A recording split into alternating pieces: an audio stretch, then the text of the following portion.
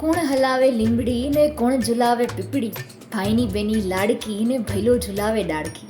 ભાઈ બહેનનો પવિત્ર સંબંધનો પર્વ એટલે રક્ષાબંધન.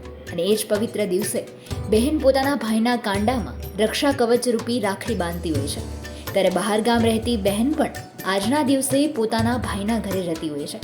ત્યારે રાજકોટ બસ સ્ટેન્ડ પરના દ્રશ્યો સામે આવ્યા કે જેમાં ખૂબ મોટી સંખ્યામાં લોકો જોવા મળ્યા અને લોકોના ચહેરા પર પણ રક્ષાબંધનને લઈને અનેરો ઉત્સાહ જોવા મળ્યો હતો.